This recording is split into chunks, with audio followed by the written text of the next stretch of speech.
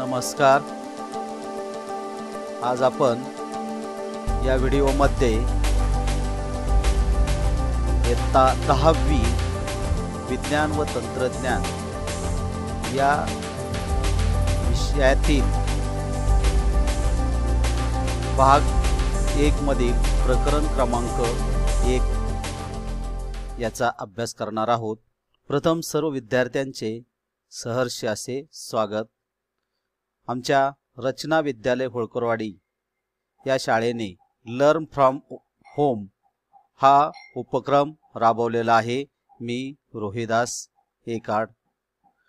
तर पहिलं जे 10वीचं प्रकरण आहे गुरुत्वाकर्षण, आणि त्या गुरुत्वाकर्षण प्रकरणामध्ये एकूण आपल्याला 7 घटकांचा अभ्यास करायचा आहे. त्यातला पहिला जो घटक आहे तो ग्रॅव्हिटेशन म्हणजेच गुरुत्वाकर्षण, circular motion and centripetal force वर्तुळाकार गती व अभिकेंद्रिकीय बल, केपलर्स लॉ म्हणजेच केपलरचे नियम, Newton's universal law of gravitation न्यूटनचा वैश्विक गुरुत्वाकर्षणाचा सिद्धांत, acceleration due to the gravitational force of the earth पृथ्वीचे गुरुत्वीय त्वरण, फ्री फॉल मुक्त पतन, आणि शेवटचा आणि 7वा घटक मुक्ती वेग. असे हे घटक तर आहेतच, अजून छोटे छोटे घटकही ह्याच्यामध्ये आहेत. तसेच काही उदाहरणं आहेत, त्या उदाहरणांचाही आपल्याला या प्रकरणात अभ्यास करायचा आहे. आज आपण या व्हिडिओमध्ये फक्त गुरुत्वाकर्षण या घटकांवरच बोलणार आहे आणि त्याच्यामध्ये जास्त आपण फोकस करणार आहोत की पुस्तकामध्ये आपल्याला इयत्ता 9वीच्या पाठावर आधारित थोडे आठवा हा एक भाग दिलेला आहे. तर थोडे आठवामध्ये आपल्या समोर पुस्तकामध्ये विचार करण्यासाठी आणि त्याच्या आधारे पुढे जाण्यासाठी काही प्रश्न दिलेले आहेत. एखाद्या वस्तूवर बल लावल्यास काय परिणाम घडून येतो. दुसरा प्रश्न आपल्या समोर दिलेला आहे विचार करायला, तुम्हाला बलाचे कोणकोणते प्रकार माहीत आहेत. हे आपण अभ्यासलेले आहेत. गुरुत्वाकर्षण बलाविषयी तुम्हाला काय माहीत आहे. तर अगोदर ह्याच्यावर वर्गामध्ये आपण चर्चा करू आणि नंतर या पाठाच्या गुरुत्वाकर्षणाकडे जाऊयात. तर पहिलाच प्रश्न आपण चर्चेसाठी घेऊया की एखाद्या वस्तूवर बल लावल्यास काय परिणाम घडून येतो. तर विद्यार्थी मित्रांनो, एखाद्या वस्तूवर बल लावल्यास काय परिणाम घडून येतो त्यातलं पहिलं उदाहरण पाहूया की जमिनीवर एक बॉल ठेवलेला आहे आणि एक मुलगा लाथेने त्याला मारत आहे. मारल्यानंतर तो स्थिर बॉल पुढे जातो. म्हणजेच आपल्याला यावरून असं समजतं की स्थिर वस्तू गतिमान होऊ शकते. दुसरं उदाहरण आपण पाहूया की एक मुलगा सायकलवरून आला आणि काही अडथळ्याला तो पडला. त्यावेळेस सायकलही स्थिर झाली आणि तोही पडला. अशा वेळेस आपण पाहतो की कोणतीही गतिमान वस्तू स्थिर होऊ शकते. पुढे आपण पाहणार आहे की तिसऱ्या उदाहरणामध्ये की एक सायकल जोरात पॅडल मारला तर तिच्या चालीमध्ये तिच्या वेगामध्ये बदल होणार आहे. म्हणजेच आपण आणि पॅडल जर मारायचा कमी केला तर चाल तिची बदलणार आहे. म्हणजे आपण यावरून म्हणतो की वस्तूची चाल बदलू शकते. चौथं उदाहरण असं आपण पाहू की एखाद्या वस्तूवर बल लावल्यास काय होते. तर चौथ्या उदाहरणात पाहू की एक गोल असे पृष्ठभाग दाखवला आणि त्याच्यावरून एक वस्तू फिरत आहे. आता याच्यावरून असं लक्षात येतं की वस्तूच्या गतीची दिशा सुद्धा बदलू शकते. म्हणजेच एक समान चालीने वर्तुळाकार फिरणाऱ्या वस्तूच्या गतीची दिशा प्रयुक्त बलामुळे सतत बदलत असते. म्हणजेच वस्तूच्या गतीची दिशा बदलू शकते. पुढच्या 5व्या उदाहरणात आपण पाहणार आहे की एक टेनिसचा बॉल 2 वस्तूंमध्ये दाबला असता तो दबल्या जातो आणि दबल्यामुळे त्याचा आकार आणि आकारमान सुद्धा बदललेला आपल्याला दिसून येते. म्हणजे वस्तूचा आकार तसेच वस्तूचे आकारमान याच्यात बदल होऊ शकतो. नंतर आपण पुढचं उदाहरण पाहणार आहे की 6व्या उदाहरणात काही क्रिकेटर क्रिकेट खेळत आहे. गोलंदाज बॅट्समनकडे चेंडू मारतो त्यावेळेस तो त्याची दिशा बदलून तो मैदानावर मारतो.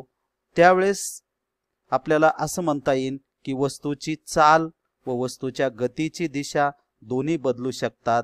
हे या उदाहरणावरून आपल्याला लक्षात येते.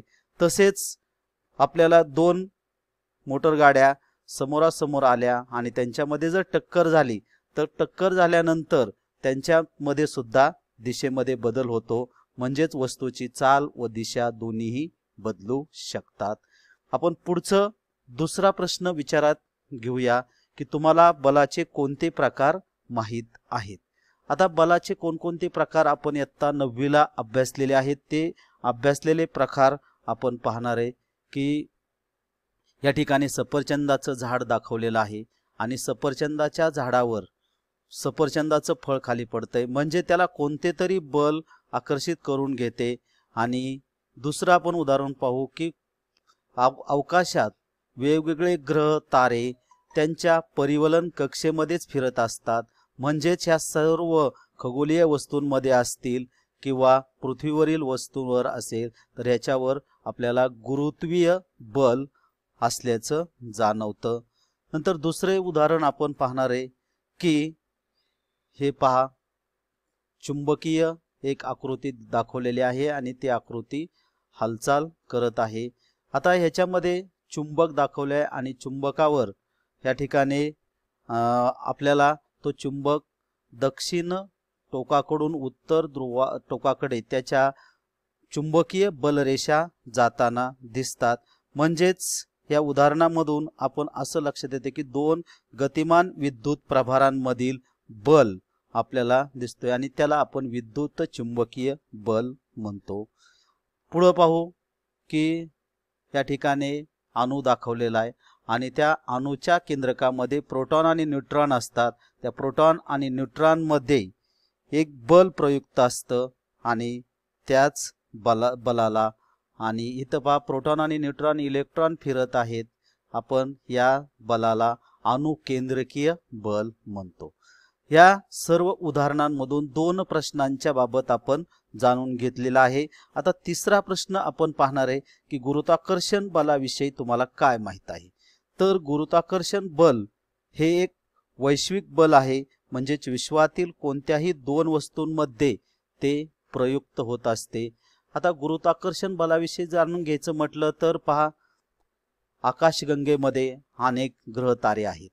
त्या ताऱ्यांपैकी आपण जर पृथ्वी, चंद्र किंवा अजून इतर काही तारे पाहिले तर चंद्र पृथ्वीभोवती फिरतो. फिरत असताना पृथ्वी स्वतःभोवती फिरते, तसेच ती सूर्याभोवती फिरते आणि चंद्र पृथ्वीभोवती फिरतो. म्हणजे त्या ठिकाणी त्यांच्या ज्या कक्षा आहेत त्या एक गुरुत्वाकर्षण बलांच्या बाबतच आपण या ठिकाणी जाणून घेऊ शकतो. त्यानंतर काही वस्तू एकमेकांवर बल प्रयुक्त करत असतात. त्यानंतर आपण पाहतो की पृथ्वीभोवती अनेक कृत्रिम उपग्रह फिरत असतात. ते फिरत असताना त्यांच्या कक्षा ठरलेल्या आहेत आणि त्या गुरुत्वीय बलांच्याच अभ्यासाने त्या कक्षा ठरवून त्या ठिकाणी ते फिरत असतात. त्यानंतर काही असमान आकाराच्या वस्तू सुद्धा त्या परिवलन कक्षेमध्ये फिरत असतानाचे आपण पाहतो. म्हणजेच यावरून असा निष्कर्ष काढू शकतो की गुरुत्वाकर्षण बल हे वैश्विक बल आहे. म्हणजे विश्वातील कोणत्याही दोन वस्तूंमध्ये ते प्रयुक्त होत असते. आता हा सर्व अभ्यास केल्यानंतर आपल्याला पुढचा भाग पाहायचा आहे की गुरुत्वाकर्षण बलाची कल्पना व चंद्रावरील गुरुत्वीय बल. आता गुरुत्वाकर्षणाचा शोध सर आयझॅक न्यूटन यांनी लावला हे आपल्याला माहित आहे. मग आता सर आयझॅक न्यूटनना हा शोध लावण्यापूर्वी नेमकी कोणती घटना घडली होती. तर सर आयझॅक न्यूटन अभ्यास करत असताना सफरचंदाच्या झाडाखाली बसलेले होते.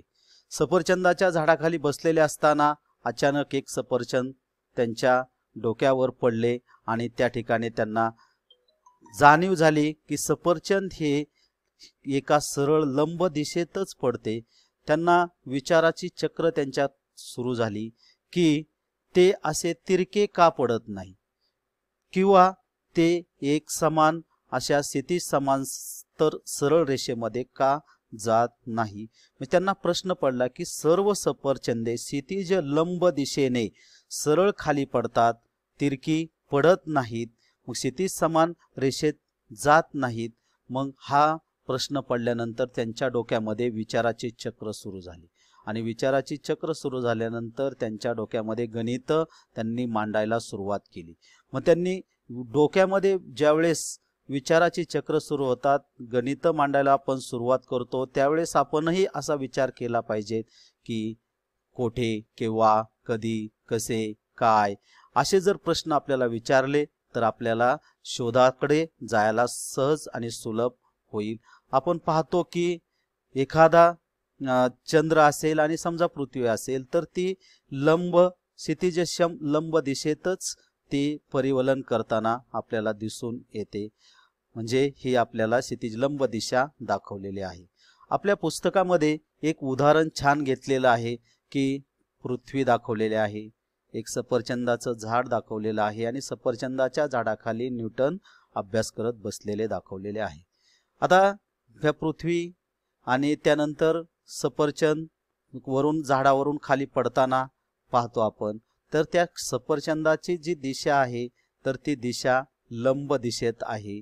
त्यानंतर आपण पाहतो की चंद्र सुद्धा लंब दिशेतच या ठिकाणी पृथ्वीकडे आपल्याला क्षितिज लंब दिशेतच झाल्याचं दिसून येतो आणि त्याची दिशा सुद्धा क्षितिज लंब दिशाच आहे।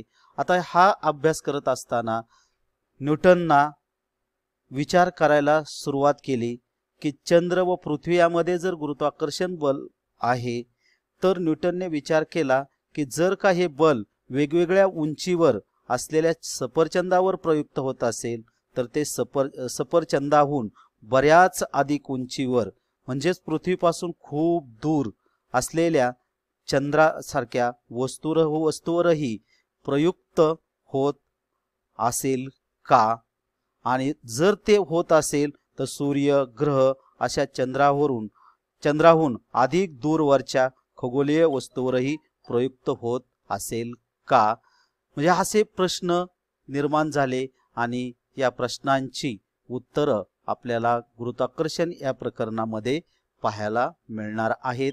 आणि नंतर आपण पुढचा जो मुद्दा आहे त्या मुद्द्याकडे जाऊ, बल व गती। आता बल आणि गती याचा सुद्धा अभ्यास आपण अगोदरच्या इयत्तांमध्ये केलेला आहे। आता बलाची व्याख्या जर करायची म्हटले तर कोणतेही कार्य पूर्ण करण्यासाठी लावलेली ऊर्जा म्हणजेच बल होय। बलाचे एकक न्यूटन आहे। आता आपण गतीची व्याख्या पाहूया। एखाद्या वस्तूच्या स्थानात काळानुसार होणारा बदल म्हणजेच गती होय। आता ह्या दोन व्याख्या आपण पाहिल्यानंतर आपल्या पुस्तकामध्ये एक प्रश्न उपस्थित केलेला आहे आणि तो विचार करायला लावलेला आहे की अगोदरच्या इयत्तेमध्ये आपण न्यूटनचे गतिविषयक 3 नियम अभ्यासलेले आहेत आणि ते 3 नियम आपल्याला ह्या प्रकरणासाठी फार उपयुक्त असे 3 नियम आहेत। तर ते 3 नियम आपण पाहूया। आता न्यूटनचे गतिविषयक असणारे 3 नियम कोणते, तर न्यूटनचा गतिविषयक पहिला नियम, जर एखाद्या वस्तूवर कोणतेही बाह्य असंतुलित बल कार्यरत असेल तर तिच्या विरामावस्थेत किंवा सरळ रेषेतील एक समान गतीमध्ये सातत्य राहते। हा पहिला नियम आपल्याला न्यूटनने सांगितलेला आहे। आता न्यूटनचा गतिविषयक दुसरा नियम, संवेग परिवर्तनाचा दर प्रयुक्त बलाशी समानुपाती असतो आणि संवेगाचे परिवर्तन बलाच्या दिशेने होते। हा न्यूटनचा गतिविषयक दुसरा नियम। आता न्यूटनचा गतिविषयक तिसरा नियम आपण पाहू, प्रत्येक क्रियाबलास समान परिमाणाचे त्याच वेळी प्रयुक्त होणारे प्रतिक्रिया बल अस्तित्वात असते, त्यांच्या दिशा मात्र परस्पर विरुद्ध असतात, हे आपण पाहिलेला आहे। आपण सांगून या प्रश्नांची उत्तरे स्पष्ट करायची आहेत। तर विद्यार्थी मित्रांनो, thanks for watching videos. Learn from home या उपक्रमात thanks for school staff and student, special thanks for PDST guide मी बाय रोहिदास एकाड। आपण हा व्हिडिओ पाहिला, आपल्याला हा व्हिडिओ जर आवडला तर लाईक्स करा, शेअर करा आणि पुढच्या व्हिडिओसाठी सबस्क्राईब करा फॉर नेक्स्ट व्हिडिओज। धन्यवाद। पुन्हा भेटूया नवीन व्हिडिओसह।